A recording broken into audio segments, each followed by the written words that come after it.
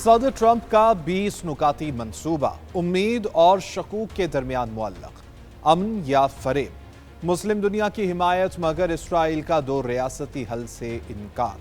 क्या सदर ट्रंप के 20 नुकाती मंसूबे से मशरिक़ वस्ता में अमन कायम हो जाएगा?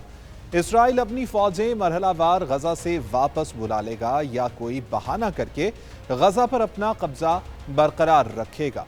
पाकिस्तान और दीगर मुस्लिम ममालिक ने ट्रंप के अमन मंसूबे का खैर मकदम किया है और उम्मीद जाहिर की है कि इससे अमन कायम हो जाएगा।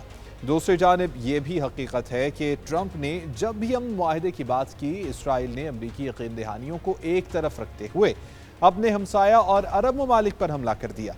मुआहिदों की भी कोई परवाह न की। मुस्लिम ममालिक इसीलिए इसराइल पर किसी सूरत एतबार करने को तैयार नहीं। वो अमरीका से वाज़ेह गारंटी चाहते हैं। सबसे अहम बात यह है कि इस मुआहदे के बावजूद इसराइली वज़ीर-ए-आज़म ने फ़लस्तीन को आज़ाद रियासत तस्लीम करने से इनकार कर दिया है। नेतन्याहू कहते हैं कि वो कोई फ़लस्तीनी रियासत नहीं बनने देंगे।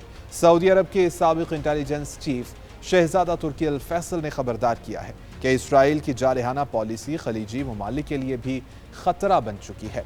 इसराइल पर आंखें बंद करके एतबार नहीं किया जा सकता। सदर डोनाल्ड ट्रंप ने इसराइली वज़ीर-ए-आज़म नेतन्याहू से मुलाकात के बाद मुश्तरका प्रेस कॉन्फ्रेंस में गजा जंग बंदी के हवाले से तारीखी कामयाबी करार दिया था। अमरीका के मुताबिक इसराइली वज़ीर-ए-आज़म नेतन्याहू ने गजा में क़याम अमन के लिए 20 नुकाती मंसूबे पर रजामंदी जाहिर कर दी है।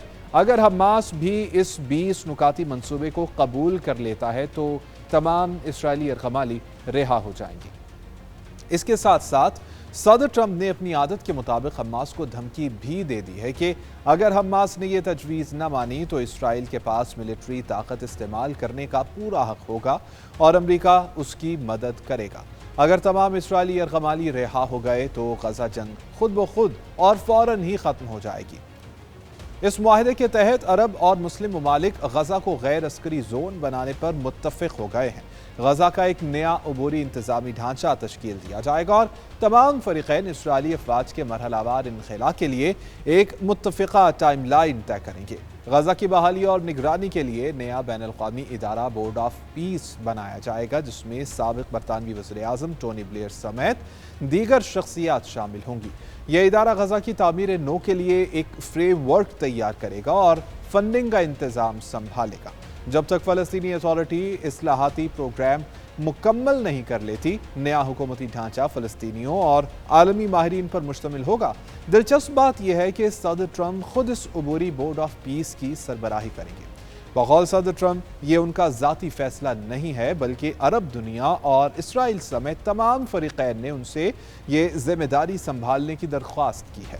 उन्होंने ये भी यकीन दिलाया है कि मैं बहुत मसरूफ़ हूँ, लेकिन फिर भी मैंने ये ज़िम्मेदारी कबूल की है। बरतानिया के साबिक़ वज़ीर-ए-आज़म टोनी ब्लेयर भी इस मंसूबे का हिस्सा होंगे।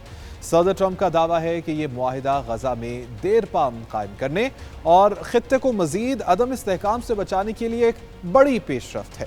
इसराइल को तस्लीम करने वाले अब्राहम मुआहिदे में ईरान भी शामिल हो जाएगा। इस मंसूबे के अहम नुकात में गजा को गैर अस्करी जोन करार देना और अबूरी इंतज़ामी ढांचा तश्कील देना, इसराइली अफवाज का मरहलावार इनख़ला, इंसानी इमदाद की तरसील, मुग़वियों की रिहाई और गजा की तामीर नौ शामिल हैं। इस्लामी दुनिया ने इस मंसूबे को मुस्बत कदम करार दिया है। पाकिस्तान, सऊदी अरब, कतर, तुर्किया, मिस्र, उर्दन, मुत्तहिदा अरब अमारात और इंडोनेशिया ने एक मुश्तरका एलामिया जारी करते हुए मगरबी किनारे के इंज़माम की इजाज़त न देने और फ़लस्तीनी अवाम के तहफ़्फ़ुज़ की यकीन दहानी को काबिल तारीफ़ करार दिया है।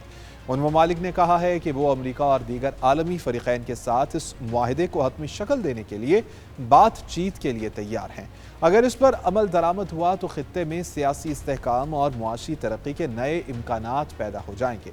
पाकिस्तान ने सलामती काउंसिल में इस अमन इक़दाम को फ़लस्तीनी वक़ार का तहफ़्फ़ुज़ का एक नायाब मौका करार दिया है।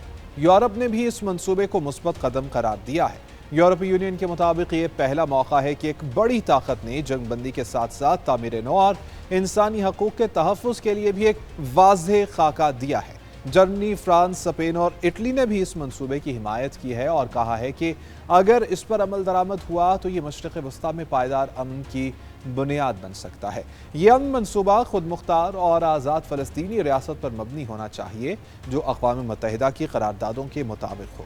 دوسری طرف متنازع علاقوں میں یہودی بستیوں کا قیام قراردادوں کی کھلی خلاف ورزی ہے۔ اسرائیلی یرغمالیوں کے ساتھ ساتھ تمام فلسطینی قیدیوں کو بھی فوری طور پر رہا کیا جانا چاہیے۔ جبری بے دخلی اور الحاق سرگرمیوں کا مکمل خاتمہ کیا جائے اور دو ریاستی حل کی بنیاد پر ایک ناقابل واپسی سیاسی عمل کا فوری آغاز ہونا چاہیے۔ اگر اقوام متحدہ اور سلامتی کونسل اپنی ہی قراردادوں پر عمل درآمد کرانے میں ناکام رہے تو کثیر الجہتی نظام کی ساکھ خطرے میں پڑ جائے گی۔ امریکی سیاست میں بھی یہ منصوبہ بحث کا موضوع بن گیا ہے۔